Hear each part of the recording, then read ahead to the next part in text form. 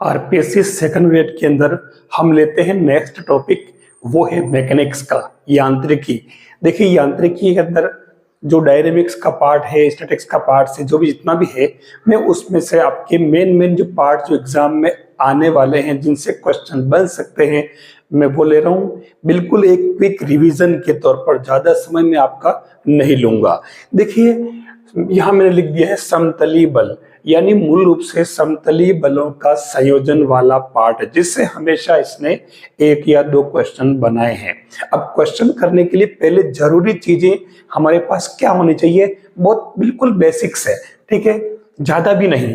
देखिए समतली बलों का संयोजन का मतलब ये हुआ कि जैसे आपके सबसे पहले आपके एक बल इस दिशा में कोई है P, दूसरा बल आपके इस दिशा में है Q, इनके बीच का कोण है आपके अल्फा, ठीक है, और इनका जो परिणामी है वो R है, और ये R इस P के साथ में थीटा कोण बना रहा है, ठीक है। अब जैसे ये मिल जाते हैं, एक तरह से बलों का समांतर चतुर्भुज नियम कहते हैं, जिसको अपन पैरेलल लॉ ऑफ फोर्सेस। तो इसमें आपको दो तीन फॉर्मूले, डेरिवेशन पर आपको नहीं जाना है, इन दोनों का जो परिणामी आएगा, इस परिणामी के लिए आपको एक फॉर्मूला तो याद रखना है, R square equal to P square plus Q square 2pq cos alpha. यानी ये तो परिणामी का रिजल्टेंट फोर्स से आर निकालने के लिए फॉर्मूला यूज करोगे, आपके पास सवाल में पी और क्यू किसी न किसी रूप में वो दे देगा, जैसा कि मैं भी एग्जांपल लेके आपको बता रहा हूं। दूसरा आपको इसमें ध्यान में रखना है कि ये एंगल थीटा क्या होगा, तो इसमें ये टेन थीटा इक्वल टू ये बनेगा Q sine alpha upon P plus Q cos alpha. ये दो फॉर्मूले आपको इसमें ध्यान रखने हैं। यहाँ कितनी बार अल्फा और थीटा के बारे में पूछता है क्वेश्चन जो बनता है, या तो अल्फा के बारे में पूछेगा, थीटा के बारे में पूछेगा, या पी और क्यू के बारे में पूछेगा। तो ये आपको इसकी बेसिक जानकारी। अब मैं इस पर जैसे आपको सवाल लेकर के बता रहा हूं, एक बात ध्यान रखना, इसके अंदर एक चीज और आता है, आर मैक्स और आर मिनिमम, अधिकतम परिणामी और न्यूनतम परिणामी पर सवाल बनता है। तो अधिकतम परिणामी जो बनता है वो अगर आप इसमें अल्फा इक्वल टू 0 कर दें, तो ये बन जाएगा आपके P प्लस क्यू जो अधिकतम परिणामी है एट अल्फा इक्वल टू 0, और जब अल्फा इक्वल टू आपके पाई है, ध्यान रखना, तब ये आर मिनिमम हो जाएगा P माइनस क्यू। अधिकतम और न्यूनतम परिणामी आपको ये ध्यान में रखने पड़ेंगे। ये इसके अंदर तीसरी बात आ गई। अब चौथी बात जो आती है, इन्हीं पर देखिए सवाल इन्हीं में इर्द गिर्द घूमते हैं। अगर ये दोनों बल P और Q बराबर हो तो कंडीशन क्या बनती है, when P equal to Q अगर हो जाए, ठीक है, तो परिणामी क्या बनेगा, तो रिजल्टेंट जो बनेगा वो बन जाएगा आर स्क्वायर, और ये देख लीजिए P square plus P square plus 2p square cos alpha. तो ये बन जाएगा आपके 2p स्क्वायर, आप कॉमन ले ले बाहर, और अंदर क्या बना 1 प्लस कोस अल्फा। आप इसे आगे बढ़ा ले तो ये 2p स्क्वायर और ये 2 क्या बन जाएगा कोस स्क्वायर अल्फा बाई 2। तो देख लीजिए आपके ये फाइनली इसका आर क्या बनेगा 2p कोस अल्फा बाई 2। जब दोनों बल बराबर हो तो परिणामी इसका ये बनता है। वो क्या करेगा कि इसमें यहां तो मैंने p और q बराबर कर दिया, वो यहां पर क्या कह देगा कि अगर p और 2p बल, मतलब q की जगह 2p ले लेगा, या 2p 3p 4p 5p, इस तरीके से वो लेकर के और रिजल्टेंट पूछता है या फिर एंगल पूछता है। अब अगर ये दोनों बल बराबर हैं तो रिजल्टेंट तो आपका आ गया। अब मैं पांचवी बात इसमें निकालता हूं कि इनके बीच में एंगल क्या होगा, यानी रिजल्टेंट का जो फोर्स है उसका एंगल क्या होगा।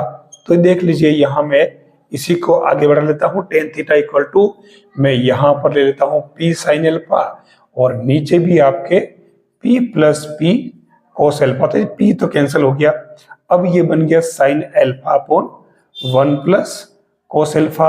आप इसको आगे सिंप्लीफाई कर ले तो ये आपके tan theta equal to 2 sine alpha by 2 cos alpha by 2 और नीचे बन जाएगा 2 cos square alpha by 2।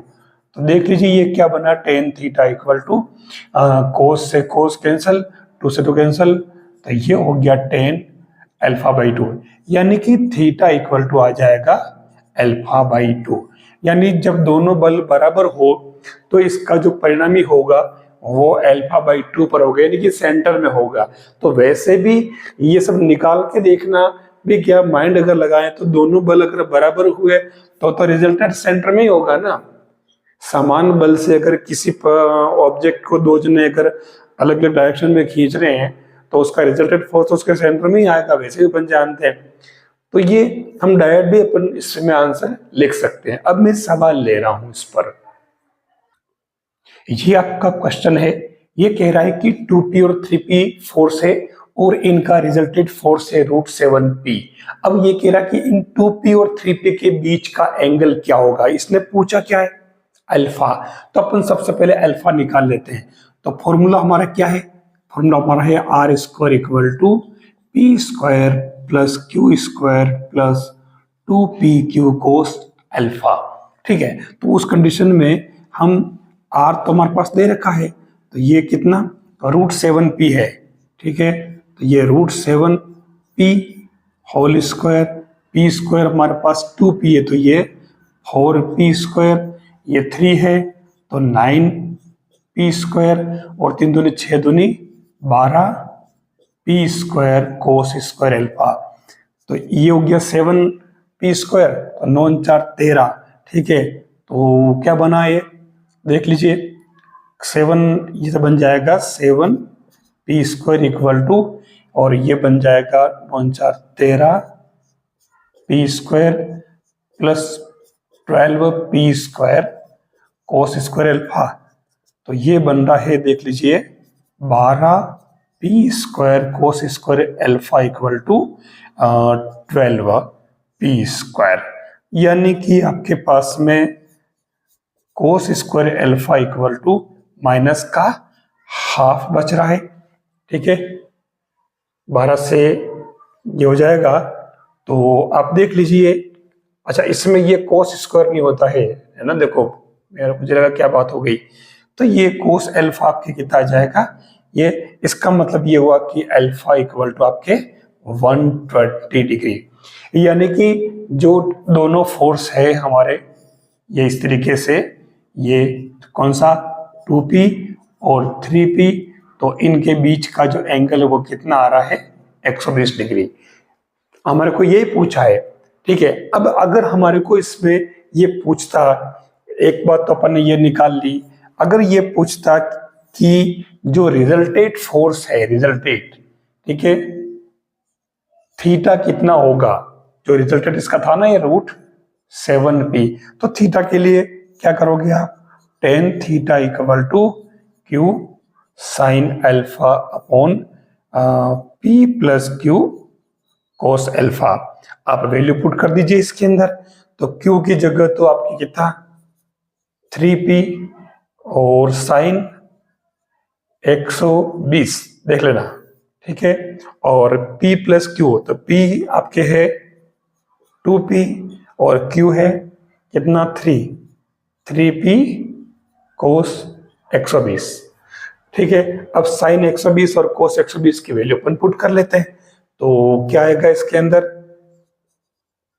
Ten theta equal to p तो कैंसिल, और ये 3 इंटू √3/2 और नीचे हो जाएगा 2 माइनस 3/2, माइनस का हाफ होगा, और यहां पर भी आपके तो कितना आया, थीटा इक्वल टू 10 ही चलने दो, तो ये बन रहा देखो 2 से 2 कैंसिल, तो ये 3√2 इसकी 3√3 आ रहा है इसके अंदर, 2 हो जाएगा 4-3। तो ये आप देख लो, इस तरीके से ये थीटा का मान आ गया। मतलब आप कह सकते हो कि theta equal to tan inverse 3√3 बन जाएगा। ये आपके इसका रिजल्टेंट जो है वो एंगल बनाएगा 2P के साथ में। ऐसे आपको इसमें केवल सिस्टम याद रखना है और क्वेश्चन करना, जो क्वेश्चन आपका रॉन्ग नहीं होगा। क्वेश्चन कोई भी बड़ा भारी भरकम नहीं आता है। अगर आपने भी फर्स्ट ग्रेड का पेपर देखा हो लेक्चरर का मैथ्स का, तो उसमें आपने देख लिया होगा कि क्वेश्चन कोई भी बहुत भारी भरकम नहीं था।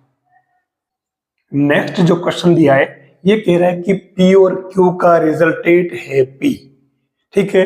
दूसरी बार कह रहा है कि अगर P को डबल कर दें तो जो न्यू रिजल्टेंट फोर्स आएगा वो Q से कौन सा एंगल बनाएगा, ठीक है। अब इसमें सीधा सीधा देख लो आप, पहली कंडीशन को यूज अगर करें अपन, तो पहली कंडीशन क्या कह रही है, परिणामी P है तो हम फॉर्मूला तो एक ही हमारे पास, R square P square Q square 2PQ cos alpha, ठीक है। तो R स्क्वायर की जगह आप पुट कर दें P स्क्वायर, ये P स्क्वायर, ये Q square as it is, और यहाँ पक्के 2PQ कोस अल्फा, यहाँ तक कोई चेंज नहीं।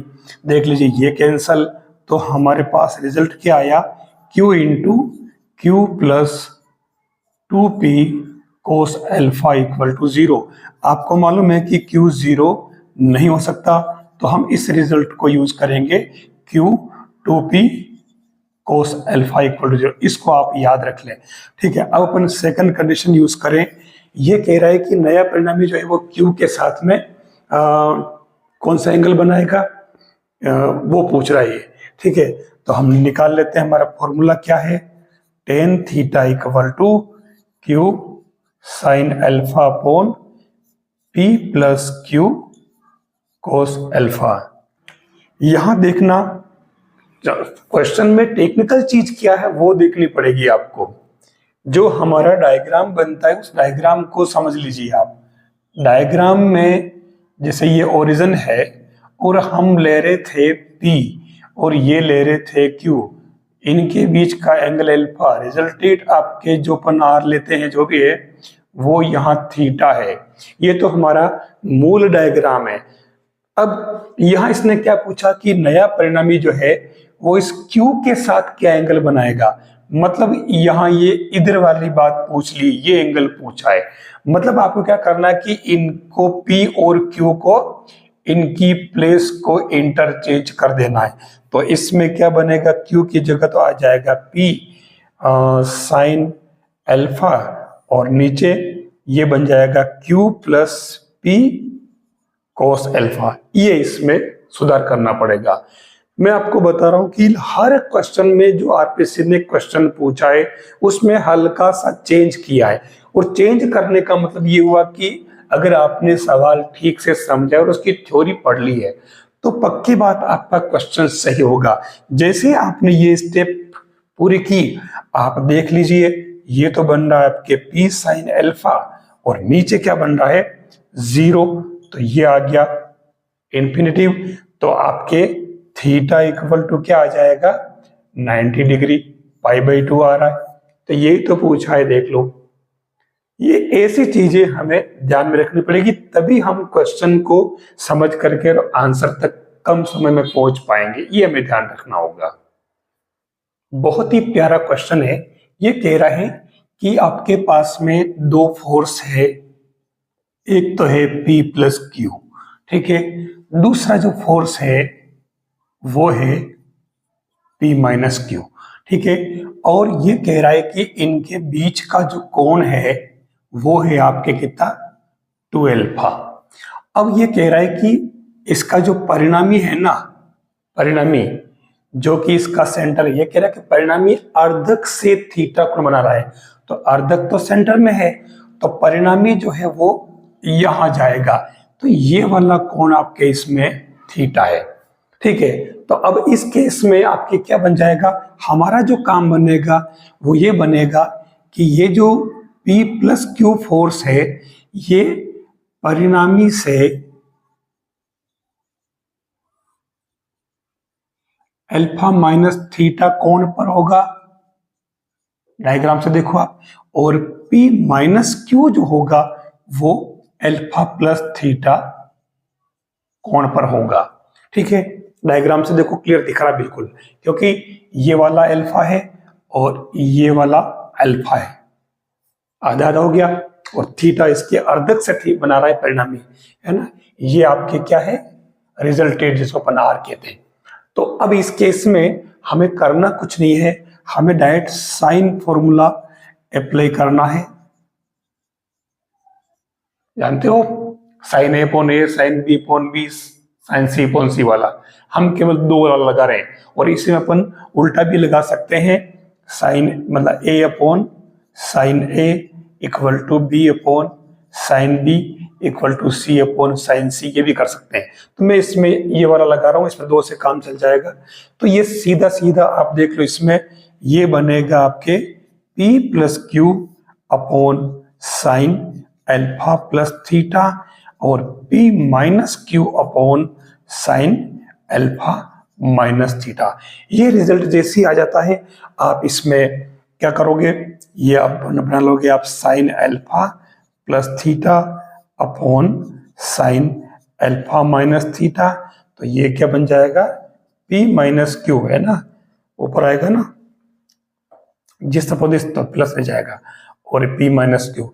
अब क्या करोगे आप, अब इसमें आप योगांतर अनुपात लगाओगे, तो ये बन जाएगा आपके साइन अल्फा प्लस थीटा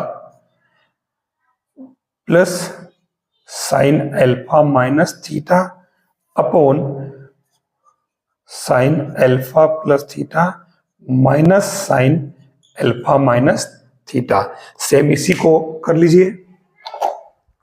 तो इधर क्या बनेगा, इधर बनेगा P plus Q upon P plus Q minus, ऊपर प्लस किया तो प्लस कर लो, P माइनस क्यू, और ये माइनस की क्यू, और ये प्लस क्यू। तो इसमें Q से Q कैंसिल, और ये P से P कैंसिल, तो ये क्या बना आपके 2P अपॉन 2Q, तो ये बन गया आपके P अपॉन Q। यहां आपको क्या करना है, sine C plus sine D और sine C minus sine D वाला फॉर्मूला अप्लाई करना है। फॉर्मूला तो आपको याद ही होगा, मैं इसमें पूरा फॉर्मूला अप्लाई करूंगा। तो ऐसे केस में आपके जो रिजल्ट आएगा फाइनल, वो आ जाएगा P tan theta equal to Q tan alpha. ये रिजल्ट आएगा जो आपके इसमें दे रखा है। अब मैं आपको एक बात बताना चाहूंगा कि ये क्वेश्चन तो एक मानक रिजल्ट है, लेकिन आरपीसी में क्या कि सिस्टम इस क्वेश्चन ऐसा हो गया है कि क्वेश्चन में कुछ वो फेरबदल कर दे, हेर फेर करे। तो वो हेर फेर क्या करेंगे जो बताता हूं मैं आपको। आप जो क्वेश्चन करते हैं, जैसे यहाँ P tan theta Q tan alpha, ये तो मानक result P plus Q P minus Q two alpha से आया। अब वो क्या करेगा, इन चीजों को, दोनों ही फोर्सेस को इंटरचेंज कर देगा, प्लेस चेंज कर देगा, ठीक है। बाकी सब एज इट इज करेगा। जब अगर वो इसको यहां ले आएगा, तो उस केस में आपके यहां जो रिजल्ट बनेगा मानक, ये मानक रिजल्ट, इसमें क्या चेंज होगा बता दीजिए आप। कुछ नहीं करना है, ये इसमें चेंज होकर के नहीं, ये P tan थीटा की जगह अल्फा हो जाएगा, न Q tan थीटा बन जाएगा। ये रिजल्ट चेंज हो जाएगा। तो जो क्वेश्चन आप करते हो, ये मानक रिजल्ट याद रखने के साथ में उसमें वो क्या फेरबदल कर सकता है, ये आप उसमें करने की या समझने की कोशिश करो, ताकि आप वहां क्वेश्चन कर सको। देखिए छोटा सा क्वेश्चन है, बिल्कुल टेक्निकल। यहां पहली कंडीशन में कह रहा है कि P और Q दो ऐसे बल है जिसमें उनका रिजल्टेंट R है, और ये R फोर्स जो है वो P के साथ में थीटा एंगल बना रहा है, ठीक है। तो हम एक काम करते हैं, इसमें सीधा चेंज कर लेते हैं, डायग्राम बना लेते हैं इसका। देखो ये आपके, और इसको अपन ले लेते हैं P, और उस कंडीशन में इसको मैं O ले लेता हूं, और ये बन जाएगा आपके Q, ठीक है। अब ये कह रहा कि इनका परिणामी जो है वो R है, ठीक है। तो परिणामी अपन इसमें मान लेते हैं ये आपके R, ठीक है। अब परिणामी जो है P से थीटा कोण बना रहा है, ध्यान देना, ये कहा। अब ये कह रहा है, सेकंड कंडीशन लेते हैं, ये कह रहा है कि भाई P में अगर R जोड़ दिया जाए, थोड़ा छोटा कर लेता हूं मैं इसको, R जोड़ दिया जाए मतलब P प्लस R कर दिया जाए, तो अभी एक कंडीशन तो देखो ये बन रही है इस तरीके से, मैं इसको इस तरीके से ले लेता हूं। अब इसमें ये आपका P है, अब इसमें अगर R जोड़ दिया जाए, R या कोई नाम दे दो आप, A, ठीक है, B और C। अब R जोड़ने के बाद में जैसे ये R जोड़ा तो इसका मतलब यहां तक R है सपोज ये, तो ये वाला पोर्शन यहां पर से ये यूं का यूं इधर आप इसको आगे बढ़ा दीजिए, ठीक है, तो ये इस तरीके से ये बन जाएगा। तो ये R है तो ये भी R हो जाएगा, ये R है तो, ठीक है। तो अब ये कह रहा है कि इसका रिजल्टेंट जो बनेगा वो इससे मिलेगा, ये वाला होगा, नया रिजल्टेंट R डेज मान लो। तो उस केस में आप अगर ध्यान से देखो तो ये जो साइड है ये भी R, ये भी R, तो ये एंगल और ये एंगल इक्वल हुआ, और ये अगर मान लो एंगल इक्वल हुआ, कोई भी नाम ले लो, तो उस केस में क्योंकि ये और ये पैरेलल है तो जितना ये होगा उतना यही होगा, एकांतर अल्टरनेट एंगल, ठीक है। तो साफ साफ क्लियर दिख रहा है आपके ये कि ये जो न्यू एंगल बनेगा वो क्या बन जाएगा, इसका हाफ, यानी कि θ/2 बन जाएगा इसमें। ये यहां समझने जैसी बात है, बिल्कुल टेक्निकल चीज है, इसमें कोई लंबा चौड़ा कैलकुलेशन आपको इसमें नहीं करना है। नेक्स्ट देखिए, बहुत ही प्यारा क्वेश्चन, ये कह रहा है पहली कंडीशन में कि P और Q का रिजल्टेंट R है, तो अपन पहली कंडीशन को इसमें यूज करें तो अपन कर लेते हैं, माना कि P और Q के बीच जो एंगल है कोण, वो अगर अल्फा मान ले तो उस कंडीशन में आपके क्या बन जाएगा इक्वेशन, ये बन जाएगा R² = P² + Q² + 2PQ cos alpha, ठीक है। अब दूसरी कंडीशन आती है कि अगर ये इनकी दिशा बदल दी जाए, जैसे मान लो अगर पहले PO इधर जा रहा था और Q जो भी हो, लेकिन अब ये इनकी दिशा बदल दी जाए, ये यहां से Q इधर आ जाए, तो ये अल्फा क्या हो जाएगा, π - अल्फा हो जाएगा। मतलब इसमें जो बनेगा न्यू रिजल्टेंट S² वो बनेगा P² + Q² + 2PQ cos π - alpha, और कुछ नहीं, ये चेंज हो रहा है। तो अब आप देख लो, ये S² क्या बन गया, P² Q² और ये -2PQ cos अल्फा। अब आप दोनों को प्लस कर दो, ठीक है, इसको और 1 और 2 को, तो ये क्या बनेगा, ये बन जाएगा R² + S² = 2 × P² + Q², ये इसका फाइनल रिजल्ट है। तो अब इस क्वेश्चन को वो कितने तरीके से पूछ सकता है जो समझिए, यहाँ हो सकता है, यहाँ तो जैसे देखो ये से पूछ रहा है कि R² + S² या कौन सा रिजल्ट सही होगा, लेकिन वो इस क्वेश्चन को पूछ सकता है, यहाँ वो लेमड़ा डाल देगा और वो कहेगा कि लेमड़ा की वैल्यू क्या होगी, या हो सकता है वो इसमें दिशा बदलने के बजाय वो यहाँ पर कुछ ऐसे दे देवे, कोई एंगल दे दे कि पहले इस एंगल पर था अब इस एंगल पर है, तो उस समय इनका जो पूरा कॉन्फ़िगरेशन बदल जाएगा, लेकिन होगा वो कहीं ना कहीं इन्हीं फॉर्मूले से। अगर ये दोनों यूज नहीं हुए तो एंगल वाले यूज हो जाएंगे, कौन से वाले, tan θ = Q sin α/P + Q cos alpha. तो ये इस तरीके के सवालों पर फोकस करना है, कोई भी भारी भरकम क्वेश्चन नहीं आते। हो सकता है वो यहाँ पर वो कोई वैल्यूज दे दे इनकी क्या, या हो सकता है वो इनमें P और 2P 3P ऐसे सेम फोर्स कर दे, तो कुल मिलाकर के वो इन्हीं में वो कुछ गालबेल करता है, आगे पीछे करता है और उसका रिजल्ट चेंज हो जाता है। कॉन्सेप्ट आप समझ लीजिए, आपके इस मैकेनिक्स के क्वेश्चन सही हो जाएंगे। देखिए नेक्स्ट जो क्वेश्चन है मैकेनिक्स में, वो कह रहा है कि दो फोर्स है P और Q और उनका रिजल्टेंट ये होगा 2m + 1 √P² + Q², जबकि इनके बीच का एंगल अल्फा है। और दूसरी बार में वही फोर्स P और Q है, उनका रिजल्टेंट चेंज हो जाएगा, प्लस की जगह माइनस बन जाएगा, 2m minus 1 root P square plus Q square बन जाएगा। और ये कब? जब उनके बीच में एंगल 90 माइनस अल्फा हो। अब देखिए इसमें कुछ भी नहीं है, थोड़ी सी कैलकुलेशन, जो फॉर्मूले आप जानते हो वही फॉर्मूले हम इसमें यूज कर रहे हैं। तो देखिए मैं पहला जो क्वेश्चन है, मतलब पहला जो रूल्स दे रखा है, मैं उसको यूज कर रहा हूं।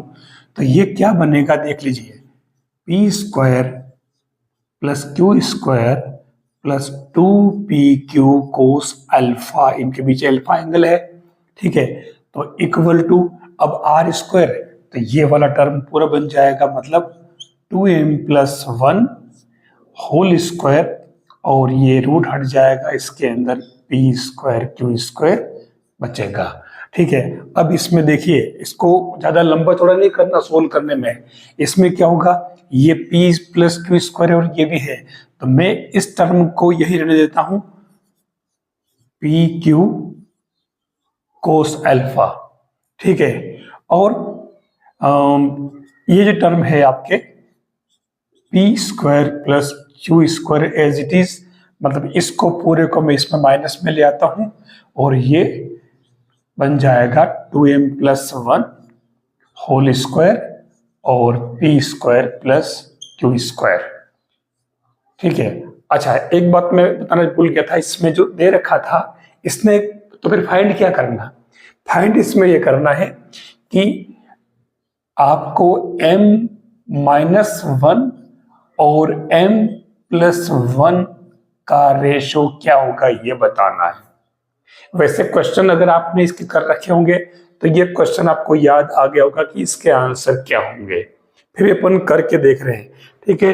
तो अब देखिए यहां क्या बनेगा, सेम मैं इसे आगे बढ़ा लेता हूं, तो P square plus Q square तो कॉमन आ जाएगा, और अंदर क्या बचा, 2m plus 1 whole square minus 1, ये आपके P square plus Q square, और अंदर आप फैक्टर कर लो और भले खोल लो होल स्क्वायर चाहो तो ये चलो खोल लेते हैं, 4m square plus 4m plus 1 minus 1, तो ये क्या बना, P square plus Q square, और सेम ये तो कैंसिल, और इसमें आपके ये 4m तो कॉमन आ जाएगा, तो ये क्या बचा आपके m प्लस 1, ठीक है।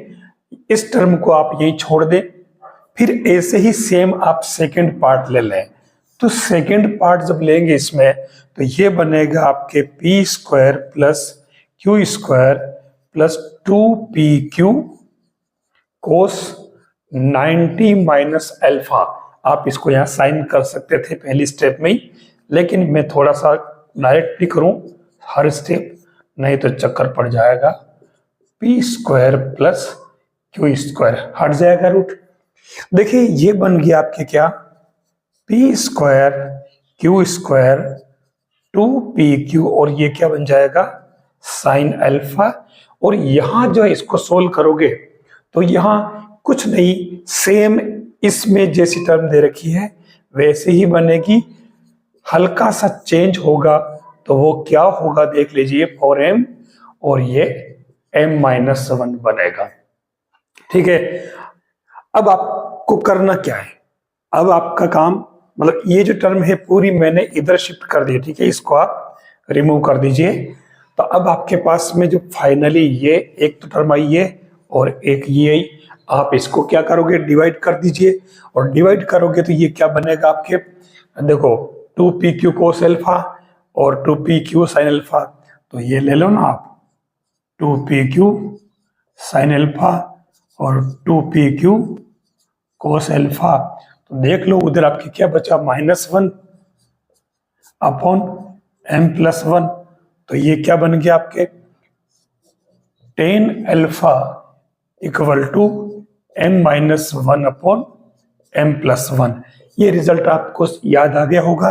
तो आप देख लीजिए m माइनस 1 और m प्लस 1 की का जो रेशो है वो क्या आ जाएगा, tan अल्फा। ठीक है, मैंने ही इस क्वेश्चन को चेंज किया है ना, बाकी आपकी बुक में यही आएगा कि सिद्ध करो कि tan alpha equal to m minus 1 m plus 1। अब मैं आपको एक बात कहना चाहूंगा, काफी कमेंट भी आते हैं कि आरपीएससी ने पैटर्न बदल दिया है, अब कोई स्ट्रेटेजी काम नहीं आएगी। अभी कोई साथी कर रहे थे, मैं बता रहा हूँ कि स्ट्रेटेजी की बात नहीं है।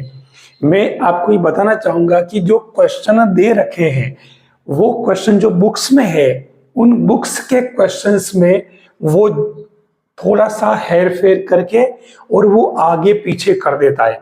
अब दिक्कत क्या है कि हम कुछ बहुत सारे टीचर्स ऐसे हैं जो मानक रिजल्ट को याद रखने के लिए कहते हैं कि अगर ऐसा सवाल आए तो इसका रिजल्ट याद रखें, इतना लंबा चौड़ा आपको वहां हल करने की जरूरत नहीं। ये बात सही है कि हल करने की जरूरत नहीं है, लेकिन हमें हल करना आना भी चाहिए, प्रैक्टिस हमारी होनी चाहिए।